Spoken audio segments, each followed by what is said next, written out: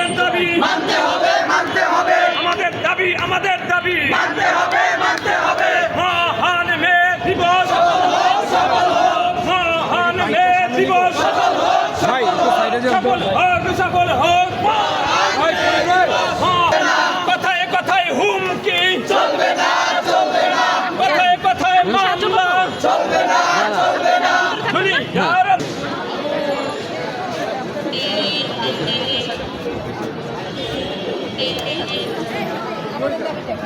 আমার নাম ছাড়াই শান্তনা, সভাপতি মাদারল্যান্ড গার্মেন্টস। আমরা প্রতি বছরই পহেলা মে পালন করি এবং পহেলা মে সফল হোক এই অঙ্গীকার নিয়ে আমরা কাজ করতে থাকি। আমাদের দাবি এবারে আমাদের কয়েকটা দাবি আছে। গার্মেন্টস শ্রমিকদের দাবি,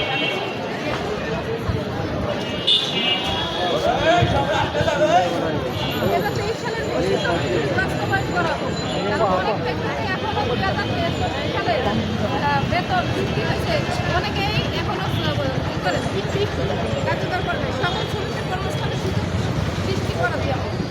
অবৈধ ট্রেড ইউনিয়ন অধিকার নিশ্চিত করা হোক। 6 মাসের মাতৃত্বকালীন ছুটি আইন করা হোক। আমরা জানি যে সরকারি ছুটি নারীদের 6 মাস, আর গার্মেন্টস শ্রমিকদের হচ্ছে 4 মাস। সুতরাং গার্মেন্টস শ্রমিকদেরও 4 মাস করা হোক।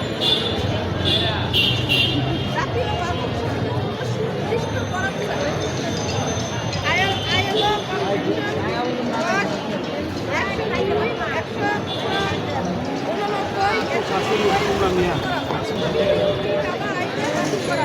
নিরাপদ কর্মস্থান ও কর্মপরিবেশ নিশ্চিত করা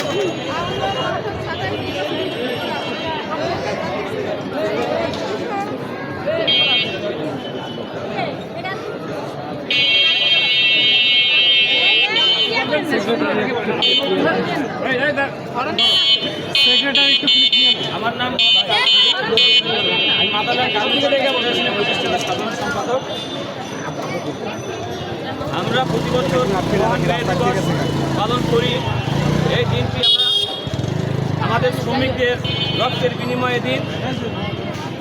আমরা এবছরে আমাদের দাবি 2023 সালে যে মজুরি ঘোষণা হয়েছে সেই মজুরি যাতে প্রত্যেকটা কারখানায় বাস্তবায়ন করা হয় এবং প্রত্যেকটা এলাকায় শিল্প অঞ্চলে শ্রমিকরা যেখানে বাসা ভাড়া নিয়ে থাকে তাতে সেই বাসা ভাড়াগুলো বৃদ্ধি না হয় এবং অনুদ্রব্যের যে দাম ঊর্ধ্বগতি এটা যাতে নিয়ন্ত্রণ থাকে এবং 23 সালের যে মজুরি সেটা যাতে বাস্তবায়ন হয় এবং গার্মেন্টস শ্রমিকদের জন্য জাতীয় বাজেটে যাতে সুনির্দিষ্ট বরাদ্দ থাকে।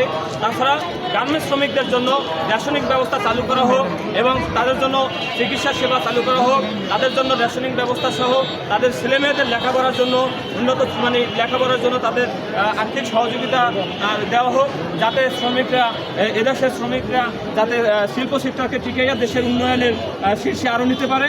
গার্মেন্টস শ্রমিকরা যে পরিমাণে আমাদের দেশে দুইটা সেক্টর, একটা হলো বিদেশি শ্রমিক আর একটা হলো গার্মেন্টস শ্রমিক, এই দুইটা সেক্টরই আমাদের বাংলাদেশে সবথেকে বড় একটা সেক্টর। তার মধ্যে সবথেকে বড় সেক্টর হলো গার্মেন্টস সেক্টর।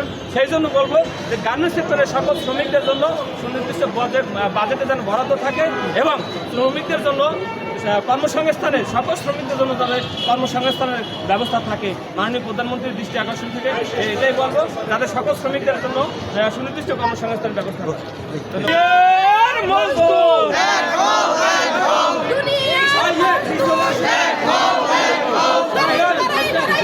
লড়াই করে বাঁচতে চাই